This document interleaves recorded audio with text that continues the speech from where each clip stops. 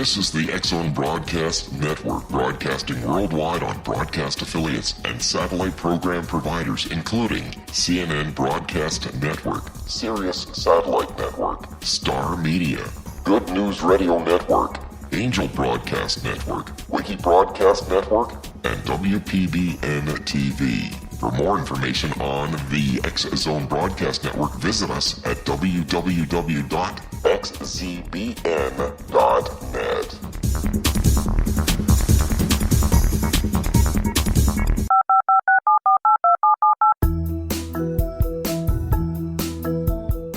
Did you know that when you're on the road with limited data or Wi-Fi, you can still listen to the X-Zone Radio Show with Rob McConnell, The Science of Magic with Gwilda Wiyaka, X-1, Dimension X, Space Patrol, and every minute of the X-Zone Broadcast Network by calling 213-401-0080, courtesy of Audio Now. No smartphone, app, or internet needed. It saves your data plan, and it's free if you have unlimited minutes. Call 213-401-0080 to listen on any phone, anytime, anywhere. Remember, 213-401-0080 for the best of the paranormal, parapsychology, and sci-fi radio programming anywhere, 24/7, 365. And welcome to a new week here in the X-Zone. By the way, it's Halloween evening, so happy Halloween, everyone. I hope everyone's going out dressed up, getting their candies. And I'm not talking about you adults. I'm talking about the kids. Halloween is for children. And please, if you're driving out there, be careful. Children may be zigzagging all over the streets. You know how it is to be a child and be excited about going door to door and asking for candy, dressed up in a costume. Kids, that's what your parents tell you not to do 364 days of the year, is go outside, speak to strangers, and take candies from strangers. But on Halloween, it seems to be okay. Talk about giving a kid mixed signals. Worldwide toll-free, 1-800-610-7035. Email xzone@xzoneradiotv.com. On MSN Messenger, xzoneradiotv@hotmail.com. And our website, www.xzoneradiotv.com. X-Zone Nation, my first guest tonight is David Nabhan. We're going to be talking about predicting the great earthquake. And David was on the show a couple of months ago, and he actually predicted some dates of earthquake activity. And let's bring David on. Hey, David, welcome back to the X-Zone. Afternoon, Rob. It's a real pleasure to talk with you again. Thanks for having me on. It's a great pleasure, David. Tell us, did the predictions that you make come true? Well, I was on your show, I believe, September the 1st, and what happened, I focused on two dates specifically. One of them, and I mentioned the hours, actually. I focused on October the 26th from 4:45 to 7:55 p.m. And what happened isn't really evidence, but it's pretty solid proof that, it's not solid proof that every single word I've written in forecasting the catastrophe is, holy writ. What it is, though, is definite evidence that the governor of California should impanel the Earthquake Advisory Council to determine forthwith and beyond a doubt what sort of proof is represented by the dynamics laid out, because there was a 4.8 earthquake that struck no more than 3.5 hours outside of the exact time and date that I had calculated 2.5 years ago and published, and that I had mentioned on, worldwide on your show on September the 1st. So I'm not intimating that the events such as the 26th, even though sizable event like that transpiring so close is, is pretty, it's proof positive. The bar set much lower. What I'm asking for is simply that we determine whether there is water held by these dynamics. If, in fact, there is proof that this system works, why do you think the government has not implemented it? Because, obviously, to predict an earthquake would be predicting the saving of lives. Well, Rob, orthodoxy is it's a wonderful thing. It allows for, expectation of certain standards. It creates norms, and it imposes order on the world. It's a double-edged sword, though. Human stupidity knows no bounds when blind faith is placed in an immutable orthodoxy. And there's been an orthodoxy. The earthquake prediction is impossible crowd has been running the show for the last century. And, history is replete with jaw-dropping reminders of this axiom. I mean, we don't need to talk about Copernicus and Galileo and Columbus and all those mega examples. There's plenty of them in seismology too. I mean, the father of seismology, Alfred Wegener, was pilloried to his death in Greenland in the 1930s. Your listeners would be stunned to hear what seismologists and geologists had said about Alfred Wegener, the fellow who discovered plate tectonics. All right, let's talk about this when we come back from this 2-minute commercial break. X-Zone Nation, my guest this hour, is David Nabhan, and his website is www.earthquakepredictors.com, and he is the author of a previous book, Predicting the Next Great Quake. www.earthquakepredictors.com. We'll be back on the other side of this commercial break in 2 minutes. Whatever you do, do not go away.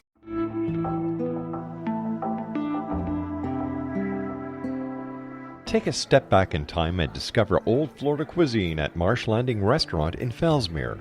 Enjoy delicacies such as frog legs, gator tail, catfish, and swamp cabbage, or enjoy the more traditional cuisine like hand-cut Angus steaks, ribs, and seafood.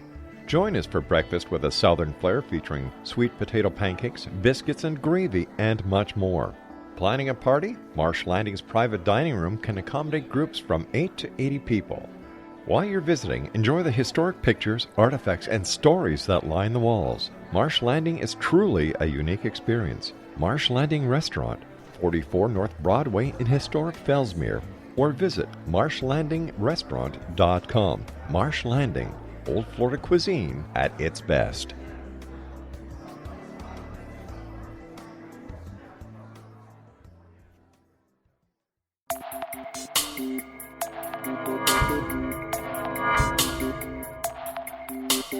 Are you interested in the paranormal, ghosts, UFOs, or psychic phenomenon?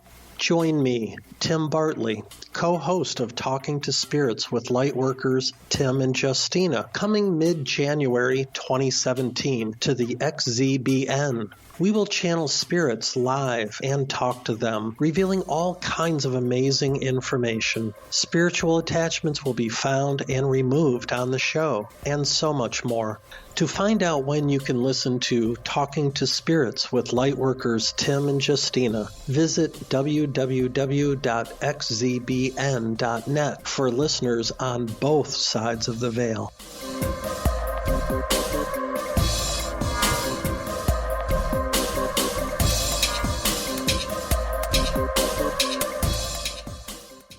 All right, Randy Bachman is singing that with Bachman Turner Overdrive. You ain't seen nothing yet. And I'm going to tell you something.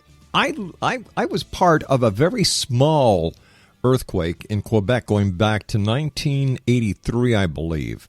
I had just finished doing some work at night. I came home. The wife and the children were in bed. I was sitting down watching TV, and it all of a sudden, now you've got to imagine this, that there were no train tracks near where we lived at that time. It sounded as if a freight train was heading right for the house. There was a small rumble, and then you heard it. You can actually hear these things. And it's a sound you will never, ever forget. And as it got closer, and it didn't last very long, it wasn't very strong, but it scared the hell out of me. I can only imagine what earthquakes with a higher magnitude, David, would actually feel like, and the fear, the fright, and the devastation they would cause. And it boils me to a point, David, knowing that you have a system here that could actually prepare the public, save people, and the government is doing dick all about it.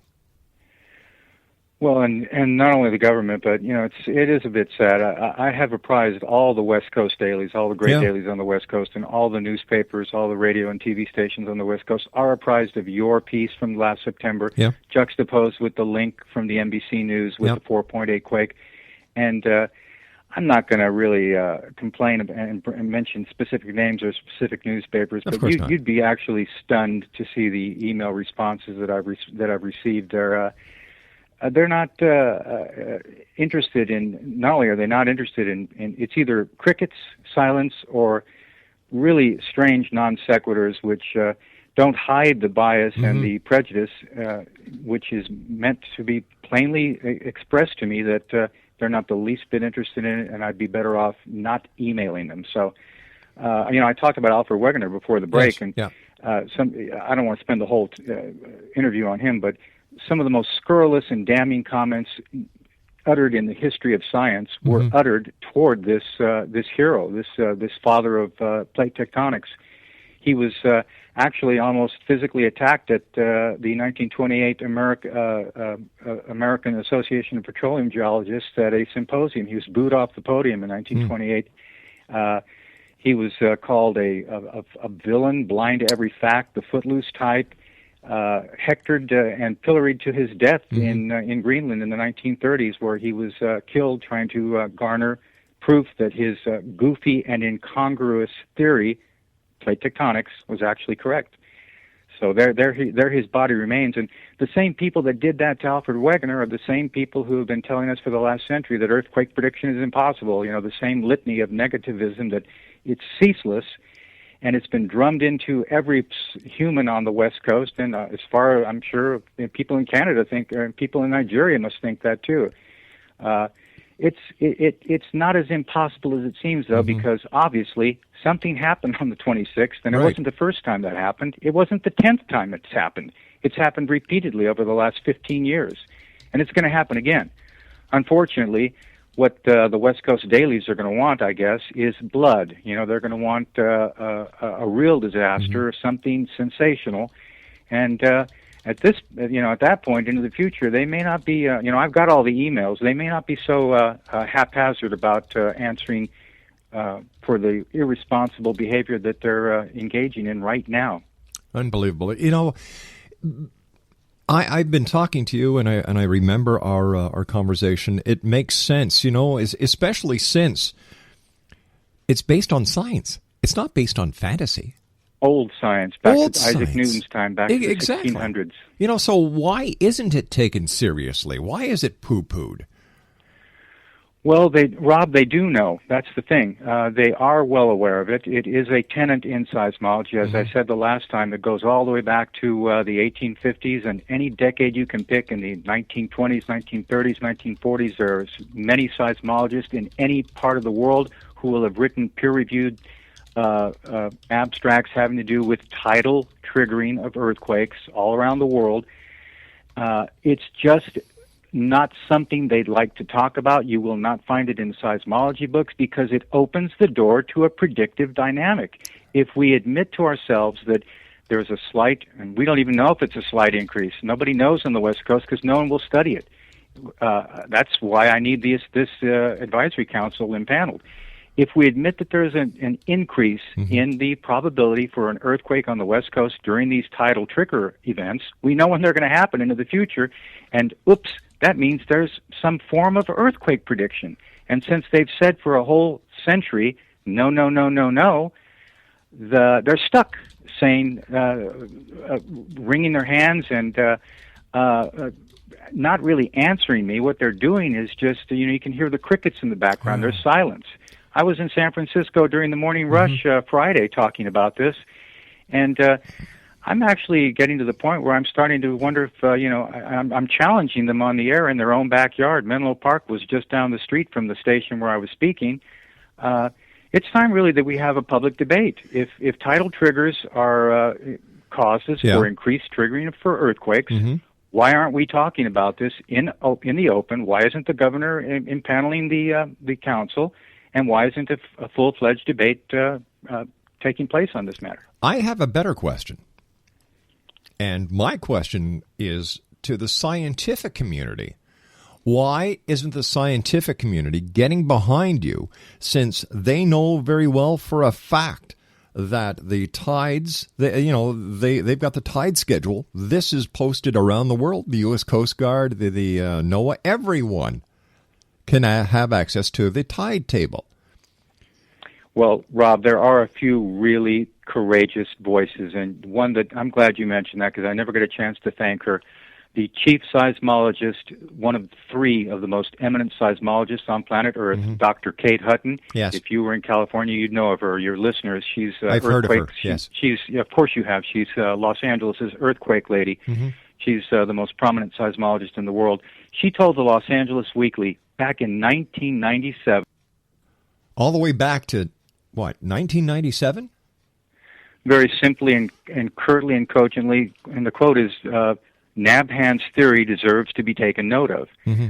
Now, 4 governors have taken their seat in California since she uttered those very simple words, and there's been, no one has followed her advice. Here's the chief seismologist at Caltech saying that the theory deserves to be taken note of. Dr. Tom Jordan, the director of the Southern California Earthquake Center in Los Angeles, told the AOL News in 2010 much the same thing, that he admitted very honestly that the tides cause small earthquakes. He said there's no evidence for large ones, but he admitted that they've been determined to cause sizable temblors. So there are honest voices in seismology that are hearkening to this, but USGS, unfortunately, and I respect them. They're a great organization. They're like NASA. They're like the Army Corps of Engineers. They're a superlative scientific body, but that doesn't mean that everything they do and say is holy writ. When it comes to earthquake prediction, they're flat wrong. How about the insurance industry? Because they would have so much to gain from using your earthquake predicting. What do we call it? Science? Well, it's a probabilistic formulation by which you can determine higher probabilities for earthquakes. But the entire that's what insurance is based on. Exactly. So why don't they get behind you, and why don't they take a very serious look at it? Well, not only the insurance, but and that's a good point. But the minute you start thinking about this, your mind goes down many paths. No one's ever asked the power companies or the gas companies or the nuclear regulatory agencies what might be done. We don't know what sort of tricks they might have up their sleeve, that if they were given some sort of a probabilistic idea to turn this on or turn this off, or move this dial this way temporarily just in case. What sort of benefit in the main over large areas with regard to millions of people, and then police and fire, just moving little tricks that the society could engage in, not just insurance. My God, that's only one small part of it, and then we're not even talking about what millions, tens of millions could do on their own. So. Once again, you ask why they shy away from it. 2 reasons. They're stuck on the orthodoxy, just like humans are always stuck on orthodoxy. They until the governor tells them that it can be done, that it makes sense, they won't even consider it. The guy who discovered the microscope, Leeuwenhoek, when he told the world that he was the first human to see microbes swimming in a drop of water, nobody believed him, and they refused to believe him. It required Isaac Newton and Christian Huygens and Robert Hooke to also look through. He had to beg them to look through his microscope. And when Isaac Newton said, yep, they exist, that's when the beginning of microbiology started. If it hadn't been for those courageous 3 scientists, poor Leeuwenhoek would have been left out in the cold where I am. So Kate Hutton has spoken to this. Dr. Tom Jordan has spoken to it. But there's a cacophony of voices of naysayers on the other side that have overwhelmed the argument. We're talking billions of dollars here. We're talking about lives here. Once again, the government agencies responsible, something doesn't make sense here. Is it because the masses don't realize the importance of this? And if the masses did realize this, would they have the power to bend the arm of government? Well, Rob, the world is changing and changing fast. We're seeing people that have really been fed up with a lot of stuff. We're seeing that people are realizing that our banks aren't what they are supposed to, what we thought they were. That our financial institutions are not what we thought they were. Our military is not what we thought they were. Back in my grandfather's day, this world was an honest place. It turns out that everything is, when you dig deep, you find a lot of fake stuff in our society, that our institutions are rotting away, and that includes the newspapers that I just mentioned on the West Coast. That that's why they're going the way of the dinosaurs. That's why people don't pick up the LA Times anymore. I'm pinning my hopes on the fact, and God bless you and your courageous. Hey, my friend, I hate to do this, but we've got to take our news break. Please stand by, David. David Nabhan is our special guest. EarthquakePredictors.com.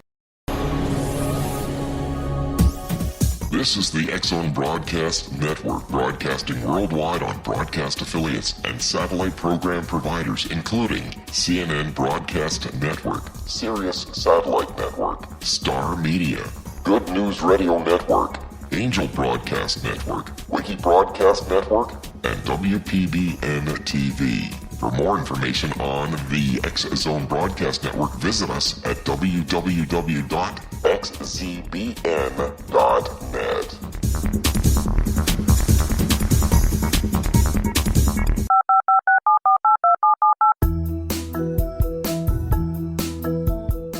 Did you know that when you're on the road with limited data or Wi-Fi, you can still listen to the X-Zone Radio Show with Rob McConnell, The Science of Magic with Gwilda Wiyaka, X-1, Dimension X, Space Patrol, and every minute of the X-Zone Broadcast Network by calling 213-401-0080, courtesy of Audio Now. No smartphone, app, or internet needed. It saves your data plan, and it's free if you have unlimited minutes. Call 213-401-0080 to listen on any phone, anytime, anywhere. Remember, 213-401-0080 for the best of the paranormal, parapsychology, and sci-fi radio programming anywhere, 24/7, 365. Welcome back, everyone. You want to talk about a complicated thing? That was Avril Lavigne singing Complicated. Well, if you're listening to this segment of the show, you must be scratching your head and saying, what the hell is going on? All right, my guest is David Nabhan. He spent the greater part of his life living in Southern California. He's an advocate who's been calling for the creation of an earthquake warning system for the U.S. West Coast for the last 2 decades. He proposes an informal scheme whereby newspapers might publish high priorities or probability advisories for elevated risks. And that has taken that controversial debate public in many media forums with the USGS, Caltech, and Southern California Earthquake Center. David took degrees at Mesa College and San Diego State University in the 1970s. He was a certified bilingual public school teacher for 19 years for the Los Angeles United School District and the LAUSD Earthquake Preparedness Coordinator at his school site in South Central Los Angeles for 15 of those years. David is the author of a previous book entitled Predicting the Next Great Quake, which was published in 1996. He's now retired, believe it or not, but he certainly doesn't sound retired, relocated to the Northeast where he travels, writes, and tutors Spanish. Now, he also has a book that we were talking about entitled Forecasting the Catastrophe. That's right. Thank you very much, David. I'm sorry about that. Which has, by the way, Exo Nation, an almanac calculated to 2020. Now, David, here we've got a system based on probabilities, just like the insurance company uses, and yet nobody's moving on it. I'm frustrated. Well, as I said about people waiting for the institutions to move, that's not going to happen. People are, if this earthquake advisory system, if it's going to be put in place, people are going to actually, on the grassroots level, going to have to get up and insist upon it themselves. That's why the enterprise is simple. I'm hoping that people that are within earshot on your show and wherever I speak will go to earthquakepredictors.com. There's a direct link to the governor's office. The Honorable Jerry Brown should be impelled to convene. There's a vehicle to get this in place. All it requires is the governor to say, "Let's do it. Let's not do it, but let's check it out. Let's take the first baby step toward determining if the system is possible or not." Waiting for the newspapers to do it, waiting for the institutions to do it, for USGS and other stodgy institutions such as the banks that have sent our economy into a tailspin, and other institutions which have failed our country worldwide, actually, that's not going to work because, I'm not going to pound this to death, but I got to tell you, I'm no real friend or foe of either, Bill O'Reilly or Sean Hannity or those people who've made comments about the Los Angeles Times and the lack of fair play on the West Coast for the daily newspapers. But I got to tell you, in dealing with them over the last 2 decades, they're more right than wrong because if you do not fit the paradigm that they've got, and they've got a simple one, they're hooked up with NOAA, they're hooked up with USGS. If it's Seattle, they're hooked up with Boeing. those people put funnels in their ears, and whatever they say, that turns out to be the news. And that's not fair. That's not the way this country was set up, or the way that Canada was set up. That's not what the fourth estate is supposed to be. Hey, I've got an idea. Why don't we get Linda Ronstadt to write a song and sing it to the governor? Hey, I'll try anything, because there's really only one person I need to convince. That's I don't right. care about the LA Times or the San Francisco Chronicle. I don't care about anybody listening. If I can convince Jerry Brown to do the right thing, I will have done my duty. And my enterprise will be at an end. Have you ever thought of doing an online petition? Well, that's basically what I'm doing. At the very beginning, when you go to my website, you'll see the very first thing I say is, if there's something you can do, go to, and his link is at the bottom. And I'm hoping that your listeners will absolutely swamp the governor. I hope that he keeps, day after day, week after week, getting emails with people telling him about this. This David Nabhan guy, and his insistence on the earthquake prediction advisory council being convened. Most people on Earth don't even realize there is a California earthquake prediction advisory council. It really actually does exist. Can you believe it? When earthquake prediction is impossible, somehow somebody forgot to tell the governmental authorities that, and it's an anachronism, I guess, that USGS doesn't like to even talk about. I didn't know it existed 20 years ago. I'm guessing not one person out of a million knows it exists in Canada or the United States or anywhere else. It does exist. It should be convened, and this matter should be determined true or false, and it should be done right now. Unfortunately, David, I think what it's going to take for Governor Brown to open up his eyes, because, don't want to make your brown eyes blue, as she sang, is a catastrophe. And then somebody's going to go to him and say, Mr. Governor, that we could have been prepared for this. How? Well, David Nabhan. And all those emails, there's going to be a record of all these emails. There's going to be a record of all these archives of all of your show and other shows. Unfortunately, Rob, if you have to threaten people, I'm glad you said that, because a threat like that is, at this point, it's time maybe to take the gloves off and start punching a little bit harder. Well, how about absolutely right. How about the backdoor approach, going to the let's say the LAPD, the LA Fire Department, the Emergency Measure Organization, FEMA, and giving them a heads up on what you're doing, and telling them the story, getting them on your side, because they would certainly bend and they would certainly have access to the governor's ear. Rob, that's what I did the minute I got off your show last time. I emailed every single police chief and fire chief in Vancouver. I did it mostly in Canada because of the great quake that took place on the 9th on September. Yeah.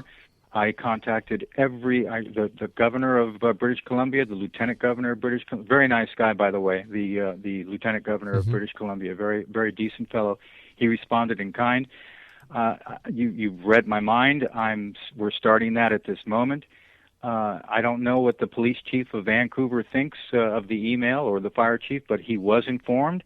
And after this quake, along with the people of Seattle and Portland and the Pacific Northwest and all the way down California, and this quake that took place on October 26th, I emailed them just yesterday and said to ask them to please juxtapose the two emails, one warning them of something that might happen on the 26th, the other showing the NBC report of what happened on the 26th, showing the 3-hour difference in the incremental error based on something done 2.5 years ago, and asking them to please reply what they think this means. Now, your lieutenant governor has replied. So far, we'll see what the rest do, but that's an excellent idea, and that backdoor approach might be a very good one. Now, if, let's say, the province of British Columbia was to institute your plan, wouldn't this be a bit of a kick in the butt to the state of California? Sure would, and I hope they do. Yeah. Sure would, and I hope they do. If the governor is listening, or if Adrian, one of his high-ranking aides who I've been dealing with, is listening, I sure hope somebody does that, or the state of Washington could do it. I don't know if British Columbia has anything like the Earthquake Prediction Advisory Council, or if Washington does. I'm focusing on California because they've got the dynamics set up. They've got the infrastructure set up whereby they can just, all Mr. Brown has to do is pick up the telephone and say, please do this, and it will start to be done. I'm not familiar with the politics of British Columbia. I know that the governor is just a titular head, I believe. They don't really have any power, but they've got the power of public opinion behind them, and anything that comes through the auspices of the governor's office up there, I would be very much in his debt. Well, you see, we don't have governors up here.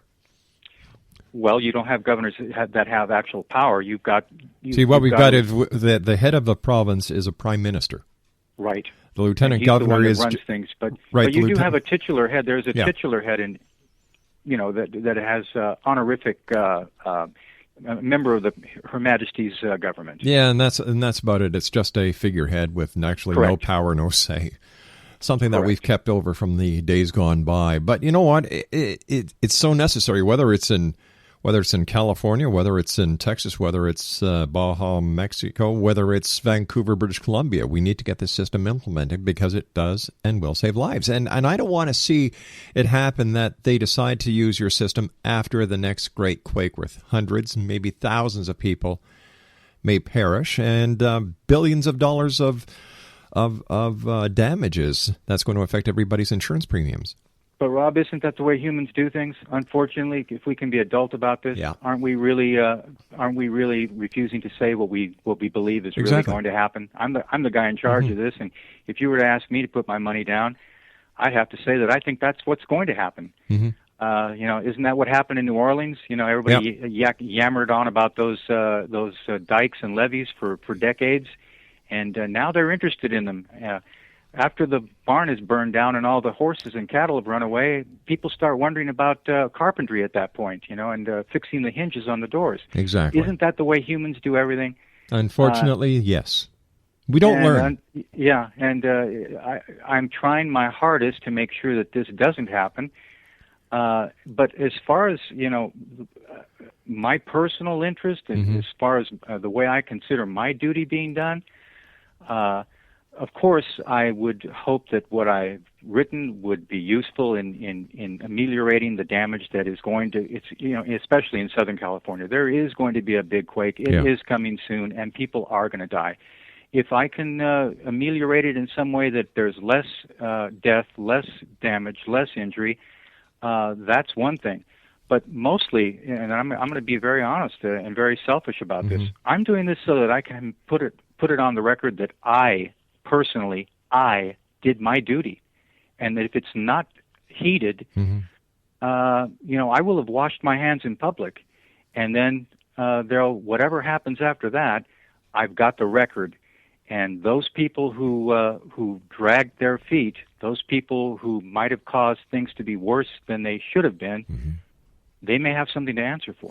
How about another backdoor approach using the schools? After all, you're a former school teacher. You know how kids get behind certain projects, and I've seen a number of students, a number of schools actually make a difference in not only municipal government but state and federal. So why not get the schools behind this? Because if you can save children's lives at the same time, wouldn't the parents want to get behind this kind of plan? And not only would you have students, you'd have the school board, and then you've had the parents. Boom, out. Well, Rob, that's what you're doing. That's what we're both doing right this moment. As we, as we're speaking, I'm hoping that the tens of thousands of people who have an interest in this matter, who have friends or relatives who live in Southern California, who live in Seattle, tell your friends, have them tell their friends, have people go to the website, get the word out, and from a grassroots point of view, there are a million things that need to be done. But if we can focus on, through the force and power of public opinion, to impel the governor to first do the right thing. Maybe I'm wrong. If we had a society that actually did things the correct ways without bundling derivatives that are worthless and selling them on Wall Street, what we do is we'd determine whether I'm blowing hot air or whether I'm talking the truth. That's what's required first. And we have a method by which we can do that. It's very simple. Have it reviewed scientifically. Have it reviewed by this panel that I keep referring to. That is going to be the door that will open the debate. And when that debate is opened, the earthquake prediction is impossible crowd is going to be in big trouble, because I've got tons of evidence that proves that this dynamic should be put in place. What is that it holds water. What is the Earthquake Advisory Board doing now? They don't do anything. What they no, it's I'm not making fun. Yeah. They don't sit. They only are convened. They're independent experts. They're independent seismologists, geologists, physicists, experts in their field in a quite varied number of fields that the governor. Since, obviously it's very rare that somebody like me comes along with an earthquake prediction or precursory seismic plan. When it does happen, and that's the sad part about it too. It happens so rarely. I think I don't know when the last time they were convened. They are convened when the governor requests them to be convened. They sit for a week or a month. They take a look at the plan and they review it, and they give the governor their professional expert opinion as to whether it's viable, feasible, or whether it's fallible and useless. All right, stand by, David. You and I have to take our final break. X-Zone Nation, make a difference. You guys out there are not the ostrich type. We don't put our heads in the sand. We lift our heads high and say, how can we help? We're part of the solution, not part of the problem. Go to www.earthquakepredictors.com. Get your voice heard. Pass the information around. Save a life. Thank you, Rob. Hey, no problem. You stand by. You and I will be back on the other side of this commercial break, David, as we continue here in the X-Zone with our guest this hour, David Nabhan. Once again, www.earthquakepredictors.com. 18 Sergeant Central. 19 Sergeant, check. Officers on the scene. Hi, I'm Larry Lawson, host of Paranormal Stakeout. With over 36 years in law enforcement, I have learned a few things. The most important is the proper gathering and preservation of evidence is vital to putting the bad guy behind bars. It's no different in the world of paranormal investigation. Whether it's the search for the afterlife, cryptozoology, UFOs, and extraterrestrials, how we gather the evidence, preserve that evidence, and present it to a jury of our peers will make the ultimate difference in proving the existence of worlds and entities that are beyond our imagination. Join me, Larry Lawson, every week on Paranormal Stakeout when, along with my guests, we'll take a journey to prove with indisputable evidence what man has struggled to believe for centuries. Go to xzbn.net for the broadcast schedule and check me out at paranormalstakeout.com.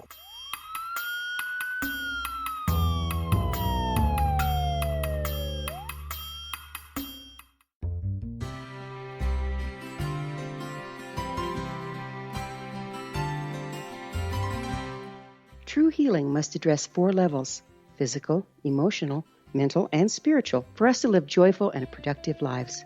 We tend to treat 3 of the 4, leaving the spiritual languishing. If you're tired of the same dysfunctional patterns cropping up in your life, Soul Balancing is for you.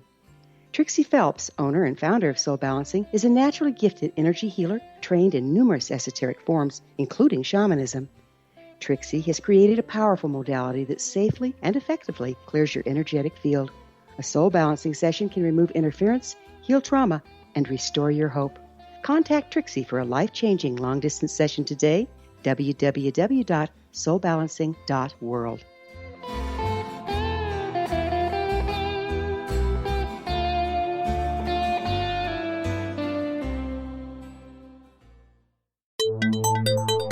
You're listening to the X-Zone Broadcast Network, www.xzbn.net. You know what, X-Zone Nation? Craig just held up a picture of Rudy Giuliani and a picture of Jerry Brown. They could pass for twins these days. Huh. What's going on here? And Linda Ronstadt, when will I be loved? It's very simple, Linda. You'll be loved really by Jerry, if he still does love you. I don't know what the relationship is. Maybe, Linda, if you're listening, you can get him to contact David and talk to David one-on-one about the earthquake prediction system that we've been talking about for the last hour. David, as always, great having you with us. You've got an important message that needs to get out there. We have to open up the eyes somehow before it's too late. Well, you took the words out of my mouth about Ms. Ronstadt. If she is listening, I hope she will drop a line to Jerry and tell him that, all I'm asking is for him to to do the right thing. And in Canada and the United States, in San Francisco with the history of gold, hard-nosed, tough-minded, but fair-minded gold rushers, we're the United States and Canada is two countries where when you talk about somebody being given a fair shot, that's what these countries are about. I mean, I'm not asking for anything that I don't deserve, nothing more, nothing less than a fair hearing. And I don't think most people, I think most people feel distressed when that's denied somebody, especially when the matter at hand, this is a very serious matter. Yeah. I don't want to end it with, panic and fear-mongering, but when those southern sections of the San Andreas move around greater Los Angeles, USGS says 2,000 people are going to die, 40,000 people are going to be injured, and there won't be numbers enough to count how much damage will be there in its wake. So something needs to be done rather than, as you said, sticking your head in the sand like an ostrich. Something. And since my plan, in lieu of anybody else suggesting anything, I'm suggesting that this plan be looked at, and the governor's link is on my website. If your listeners would be kind enough, I'd be greatly in their debt if they would drop him a quick email saying, hey, I heard the guy on the radio. He doesn't sound insane to me. And by God, you ought to really at least give him a chance to see what sort of water his dynamics hold. Dr. Kate Hutton says you should listen to it. That's good enough for me, and that should be good enough for anybody. And of course, it's very important that we get this word out there. Pass the word along. Get your friends, your family, your relatives, whether they're in the United States, Europe, anywhere where you listen to the show. Go to www.earthquakepredictors.com. That's www.earthquakepredictors.com. David, we've come to the end of this segment. I want to thank you ever so much for joining us. We'll have to have you back on in the near future because this is a topic that needs to be pushed. People need to make changes. And, after all, isn't the great United States of America based on we the people instead of I the person? It certainly is, and I am greatly in your debt for standing up for that. Oh, it's my great pleasure, my friend. It's always great talking to you. Quickly, give our listeners, plug your books and plug your website. Well, the Forecasting the Catastrophe is now an ebook. It's only $3. I've made it to where anybody can grab it, within a minute for just for a few dollars. Go to www.earthquakepredictors.com. Click on the link. Check the book out. It's number 3, I believe, in the seismology in the world, number 3 ebook on planet Earth right now. It goes up and down, but it's doing very well. Excellent. And I would hope anybody interested would give it a look. And if not, there's plenty on the website to check out. All right, David, we've got to hustle along here. www.earthquakepredictors.com. My name's Rob McConnell. This is the X-Zone. We'll be back after this news break at 6.5 minutes past the hour. Don't go away.